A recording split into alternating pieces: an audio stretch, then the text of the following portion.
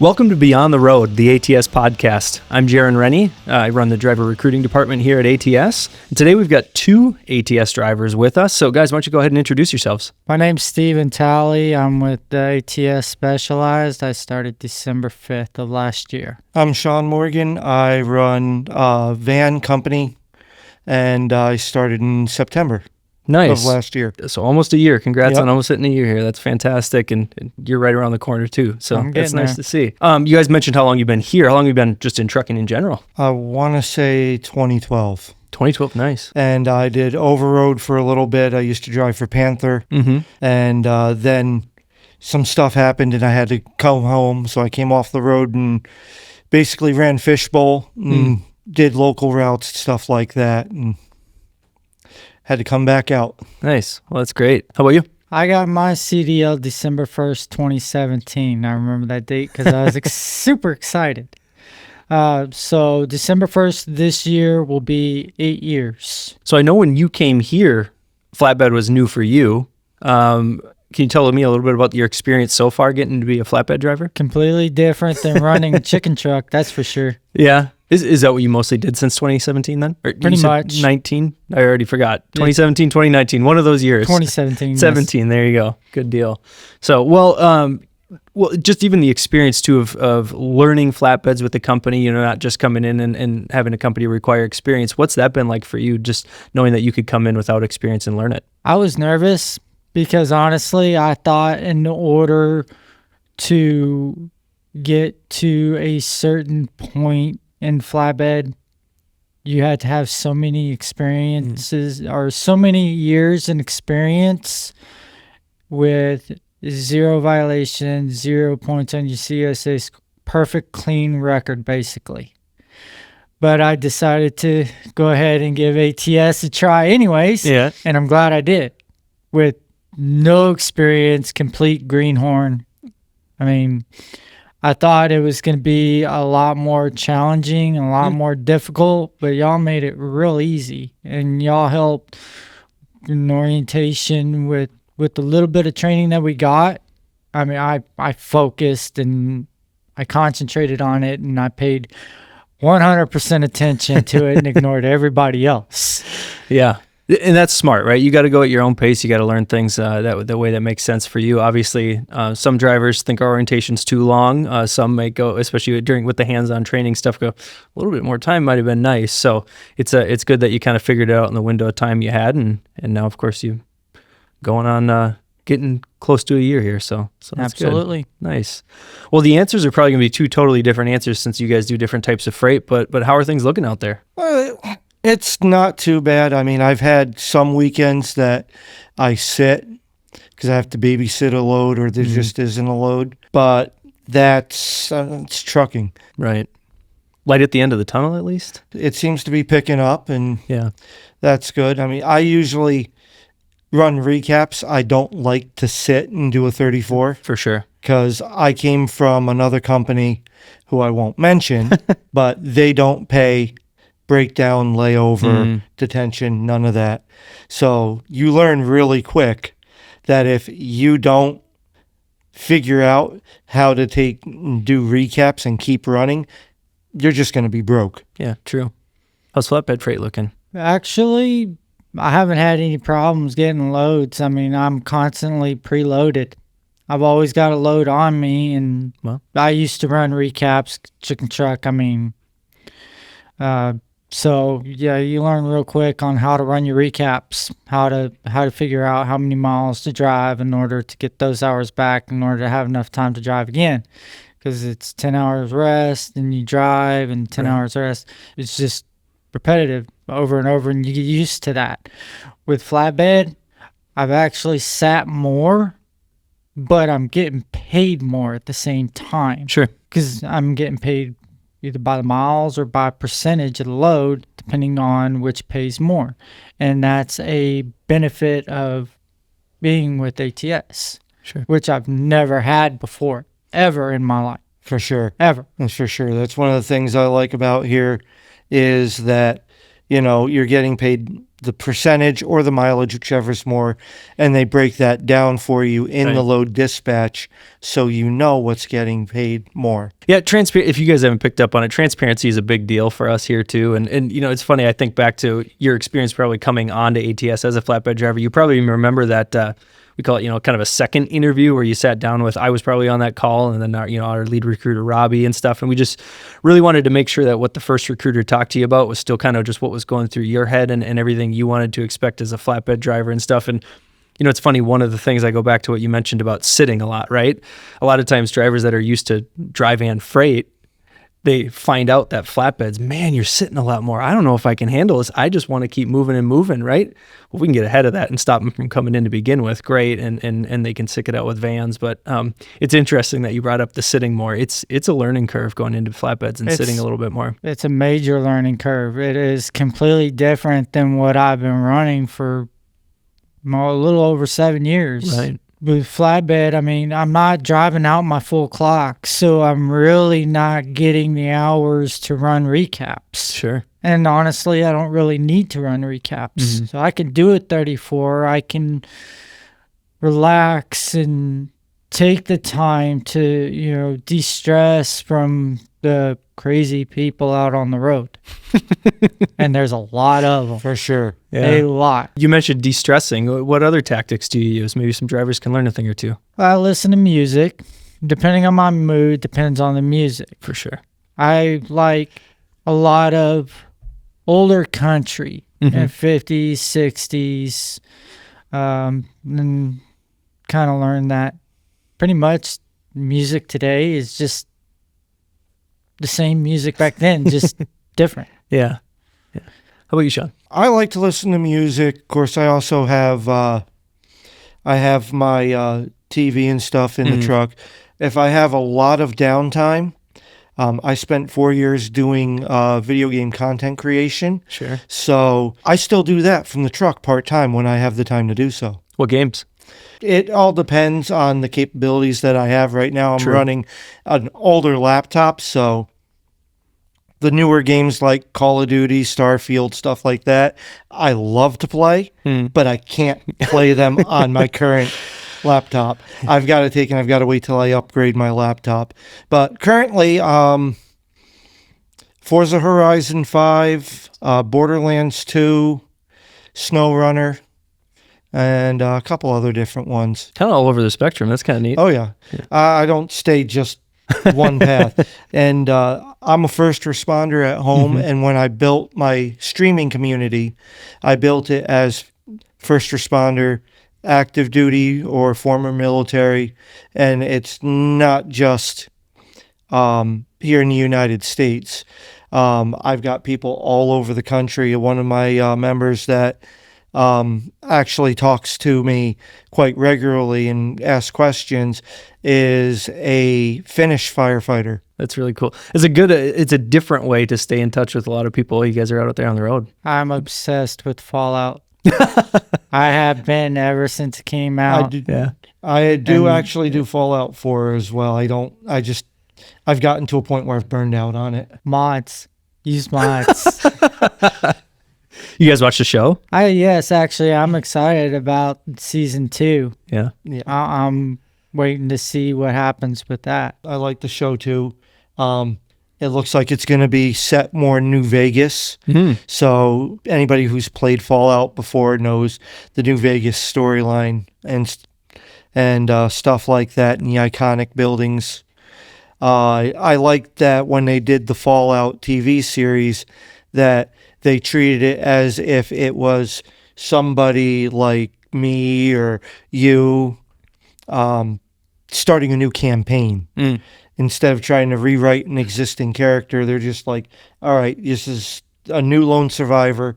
This is their journey. Yeah, I like that too. But I mean, Fallout New Vegas actually was the pinnacle of Fallout and still is. Yeah, it is currently. I hear 5's supposed to be really good. Well, they're also working on a Fallout New Vegas too. Nice. So obviously a huge part of what you guys do is you're all over the country and you're stopping at different places. Over the years, truck stops have sort of become kind of same thing no matter where you go type of situation, probably for comfort reasons, I suppose. But anything you guys are seeing out there that's kind of changing things up a little bit, at least? There are some truck stops that try to keep it in the old traditional ways. And then there are some that are just trying to cheap out. Like fast food, no, just junk, things that aren't good for us at all. And then there's some that, they have restaurants or try to have some kind of restaurant, even if it's not like the Iron Skillet or Country Pride or, Denny's at Flying J. I try to stop there a lot because I like Denny's. Yeah, that's one of the things that I saw when I was out here driving years upon years ago was, every TA or Petro, you had an Iron Skillet or a Country Pride, someplace you could actually go and sit down, eat, get a good meal. And I mean, the fast food's good in a pinch, but it's nothing like actually the meals there. Sure. Well, fortunately, the Black Bear Cafe is actually trying to reach as many truck stops as possible. In fact, in San Antonio, Texas, the Petro there off of I-10 has a Black Bear Cafe. And there used to be, I think, a Iron Skillet or a Country Pride there at one time. But then it got shut down, and then there was nothing. And all of a sudden, Black Bear popped up, and it's more than popular than ever now. And it's really good food. It's a lot of food, and it's not that expensive either. Sure, which is hard to find nowadays. Extremely hard. The best one that I've come across as far as truck stop with a restaurant is off of I-87 up in upstate New York, and it's like Smitty's or Smith's. I know exactly what you're talking about. Huge parking lot, never fills up. Old-fashioned diner style, and even where the truck drivers sit, instead of the hard stools and everything, it's actually padded and will recline a little bit. And that's nice. Need more places like that where they're thinking about you guys. One truck stop that hasn't changed since it opened from day one is the Boise Stage Stop. They have a sign that literally says, truck drivers go first. Nice. Truck driver comes in, you came in before them, but a truck driver comes in and sits down. They're going to take that truck driver's order before they take your order. It's kind of cool to find just the unique spots around. It'd be nice, to your guys' point, right, if they spread out a little bit more and you could find some more places like that and not just the standard fast food joints and all the places. So I honestly wish there was more like the Boise Stage Stop. Yeah, that's really neat. Especially you think about the time crunch you guys are often on and all that kind of stuff. Not that folks like us aren't ever on time crunches, but the odds of you guys being in a location like that and not being on a time crunch are pretty slim. So it's kind of nice that they think of you guys like that. So it actually, little things like that mean a lot. oh yeah, for sure, They really do. You think about the pandemic and stuff like that and how much that kind of stuff came out, and it's a bit sad how quickly it kind of faded. We just so soon forgot about how important you guys are out there, and it's nice that places like this still exist that think of you guys, and hopefully we can get more places like that. We're hoping, hopefully we can get more good food out there, because Subway, McDonald's, Burger King, those aren't good for us. Right. I mean, they make me feel sluggish, For sure. and then I don't want to get up and drive because I ain't feeling good. the healthy food that we need to in order to thrive, you're not going to get that at McDonald's or Burger King or something like that. Don't get me wrong, I love my Burger King sometimes, but Can't argue there. at the same point in time, I don't always want to go grab a greaseball burger for $1.99. I want to go sit down, have country fried steak with taters and gravy or something like that. Yep. Steak, potatoes, green beans. That's my kind of meal right there. There you go. That sounds good. I'm getting hungry. What are you guys hearing from drivers lately? What would make your guys' lives easier beyond, obviously, the food choices sound like a big deal. I hear a lot on the CB that, you're trying to take and you're trying to communicate with another driver. Maybe it's about a hazard. Maybe it's because they've got an issue going on with their trailer that maybe they didn't see. And a lot of people don't have CBs anymore. Sure. I think CB should be mandatory in all trucks. That way we could all communicate with each other, because we're all out there doing the same thing. We're all Right. out there trying to deliver a load safely. I mean, we should be working together to help each other. That's how it was, and that's how it should be, but that's not how it is today. Yeah, the camaraderie has changed a lot, right? You talk about at least your communities and stuff you're able to build online, but yeah, how can you keep that community as you guys are out on the road? And yeah, you should be able to want to help each other. And, hey, maybe going back to your securement and learning all that kind of stuff, hey, maybe an experienced ATS driver saw you out there and steps over and can help you secure that down a little bit. That goes a long way too.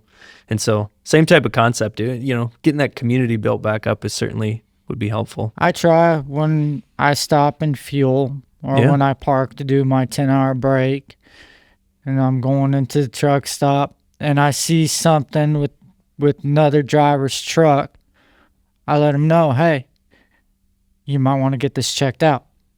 Or if there's a driver having a hard time backing into a spot, I'm not going to tell them how to do it, but I'm going to guide them and let them know when they're getting close to another truck and stop them before they hit. For sure. It's their job to back that truck into that spot. Yep. It's not my job to tell them how to do it, which way to turn the wheel and all that. They should know that. They got a CDL. Right. I just help make sure that they don't hit anything. That's one of the things. I mean, there's so many people today that are just now, me. I mean, prince or peasant, death takes us all alike. We can help each other out while we're here. For sure. Yeah. Quick gear shift, since we're talking about what drivers are talking about lately. I don't know if you guys heard about that Kodiak Robotics thing where they had all the autonomous trucks deliver a bunch of loads down in Texas, no driver, nothing. I don't know if you guys heard about that or what your thoughts are. Off of I-45. I think so. Yeah. I-45 was the experimental highway in Texas, basically from Dallas to Houston. Yeah. Yeah. I don't like it. I heard something about it in passing, but Sure. There's so many factors with driving and what you have to deal with and changing of conditions. As far as going a fully autonomous truck to deliver loads, we're not there yet. We're not going to be there in our lifetime anyways. Plus, do you really want AI running everything? There's like 16 different movies that show that's a bad idea. Yeah, it's interesting. I've heard some theories, about kind of the type of haul that maybe it could be easier to work with or not, right? Those quick short hauls from, distribution center to a store, or, whatever it may be, where it's pretty consistent. Okay, maybe we'll see that sooner than other things. But yeah, the OTR long haul routes and stuff, there's so many variables along the way, like you guys talked about, right? Weather's going to change in your day, let alone, all the other things that are going to, construction that maybe pops up. Not that they can't learn that, right? But yeah, there's just so many factors that can change along the way. So yeah, I was just curious how much chatter that, or if it was a lot of hoopla back here and everybody's just kind of moved on now, or what you guys are hearing. Used to hear a lot, but I haven't heard anything in over a year, honestly. And the last thing I heard was back when Elon Musk terminated the working on the electric trucks. Sure. Yeah. So then I really only have probably one question left for you guys. So obviously you both have been driving for quite a few years now. What advice would you give a young driver just getting into the industry? Do your research. Make sure you find the right company that's right for you.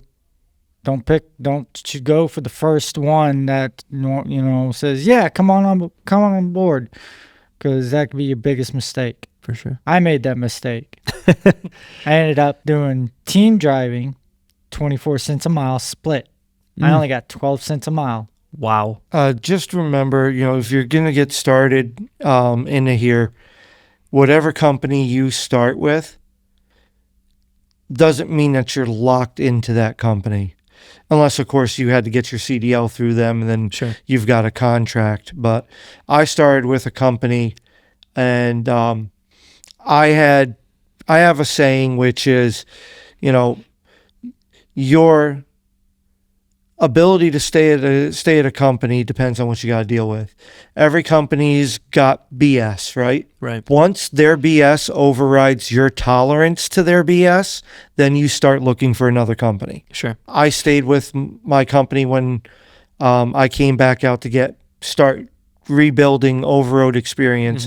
I stayed with them for the bare minimum amount of time before I could switch to come over here. Yeah, and so I've never driven a truck. Got family that did, but I have never done it. But from a recruiting perspective, the one thing I've got to say is give the company enough time to know what you're actually getting, right? A couple weeks is not going to be enough time to figure out if the pay is good. All that kind of stuff, right? You got to at least give them a couple months, I would say, before you can really see what the real company is. Especially your first couple weeks as you're getting used to how they run, getting used to their equipment, all that kind of stuff. You're probably not figuring out who they really are. Now, there are things that certainly can, right? How is your interaction with your driver manager? If you've got an issue and it needs to get escalated, how do they actually address that, right? That stuff's probably not going to change. But leaving after a couple weeks because there's not enough money, I caution you against that, because then you're just going to keep running into that, and suddenly carriers like us, we can only have so many jobs in the last few years. You're just going to disqualify yourself from this carrier, that carrier, whatever. So just give the company a fair shake, and then truly, like you guys said, do your research. I would honestly say give the company that you choose to go with 6 months to a year to get the full experience. Also, for a new driver that just got their CDL or is getting their CDL, do not expect to make a lot of money in the first year. Right. Like I said, I was making 12 cents a mile. Yeah. For the first year. You should do better than 12 cents a mile. Yeah. A lot better. Yeah. I had a friend of mine who actually, I met him in orientation here. He decided to move on to different pastures, and I hope he's doing well. I haven't talked to him in probably a couple weeks. Sure. But I said, if you're going to change jobs to a different company, you got to give that company 6 months or so, because you're trying to figure them out. They're trying to figure you out. You got to give it some time. Yep. Also, make sure you know exactly what kind of loads you want to haul. Do you want to haul dry van? Do you want to haul reefer? Do you want to haul flatbed? Do you want to haul containers? I mean, there's so many different types of loads out there. And depending on what you're going to be comfortable enough with to start hauling and can see yourself hauling,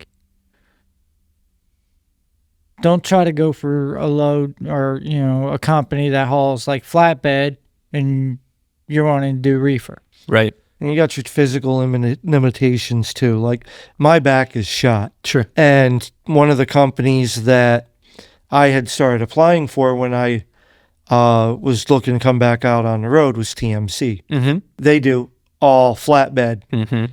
And I was talking with one of the recruiters, and I'm like, yeah, I'm not going to be able to do the tarp being 100 pounds because my back's not going to handle it. Sure. On top of making sure that you know what you want to haul, make sure that you're physically able to do the duties of that job. I'm stubborn. I'm gonna figure out a way. I'm a toothpick, and I tarp. I am glad you brought that up, though, thinking about what you want to do, right? I think about the flatbed career path and stuff like that as a perfect example. We'll talk to drivers sometimes that are wanting to do the securement training program because ultimately they want to get into heavy haul or just over-dimensional freight. Or, of course, here we've got a big wind presence, right? Wind energy. That's the path they want to go down. And then they'll turn us down to take a local reefer job or something. Well, now they just set themselves back that many years because local experience doesn't qualify for us. So then if they do want to get back into flatbeds, they're going to have to get back out over the road for an extra amount of time and then do all this over again, right? If long-term you want to get into that, easy to say, of course, when it doesn't impact your paycheck, right? But try to not set yourself too far back for the short term if your long term is over here, right? And so I'm glad you brought that up, thinking about the type of freight you want to haul, because that paycheck can look really nice today, or that sign-on bonus if carriers are still doing that. Sign-on bonus can look really great today, but if that's going to set you back another 6 months to a year or so just because of what looks so good today, just think about that before you make that decision. Just something. I'm glad you brought that up, thinking about the way you want to haul. Someone that goes local, they want to be home at least every weekend to every night, which is important, right? Day. There's no discounting that for sure. That's very important. Figure out whether you want to be home every night, or if you want to be home on every weekend, or once every month. I mean, you really got to take into consideration everything. How long you're willing to be on the road, how long you're willing to be away from home, what kind of loads you're wanting to haul, where you see yourself possibly in 5 years. Yep, exactly. It all matters. I wanted to get my CDL, and the only way I knew was I jumped on the first one that took me. Sure. I was waiting for another career path to shine its light on me, but that didn't happen until 2 weeks after I started truck driving school. But I'm the kind of person, when I make a commitment, I stick to it. Yeah. Life's funny that way. I am a truck driver and not an officer of the law. Both are commendable careers. Absolutely. But, I certainly appreciate that you chose truck driving. I've been wanting to be a truck driver ever since I was like 4 years old, and I saw a mega oversized haul going down I-35. And I was like, I want to do that. I want to make people mad. I want to stop traffic. I want a mile-long trail of cars behind me, and they can't do nothing about it. And I'm going 5 miles an hour down the road because my load weighs like almost 200,000 pounds, blocking all lanes of traffic. That's what I want to do. We can help you get there. I'm working on it. That's why I'm here. If I'm blocking lanes of traffic, it's not because I'm doing work here. It's because of the fire department back home. Yeah. And that's another thing, when somebody decides to go down the career path of driving truck, what other commitments do you have? Absolutely. What other responsibilities do you have? What kind of lifestyle do you want to live? Absolutely. I have a wife and 3 kids sitting at home, and I've got a almost 2-decade of history of volunteer fire service. So I'm playing the juggling act with that. Absolutely. And anybody who thinks they're going to get into this industry or any industry and not have to play that juggling act, you're wrong. It's a major sacrifice. I have a wife at home, and she wants me home all the time, but she understands. She don't like it. But she understands that I have to be out for long periods of time. Yeah, and that the home time can absolutely play to go back to kind of what I was talking about, right? Think about where you want to be in 5 years or whatever it is.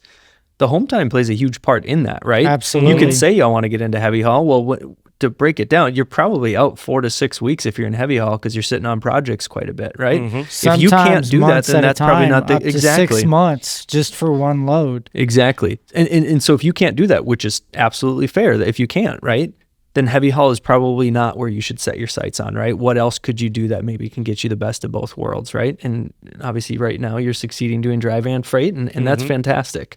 And so, yeah, that's just a huge part of the decision-making process when you decide where you want to be. So, nice. I appreciate both of you guys sitting down and talking. This was a fun conversation. This has been very interesting. Very interesting. That's what I was going for. Well, that's it for this episode of Beyond the Road. If you're a driver and you want more content, check out our YouTube channel, which is called Over the Road. Ready to explore new driving opportunities? Head to drive4ats.com and check out all the options we've got available here. Be safe out there, and we'll catch you in the next one.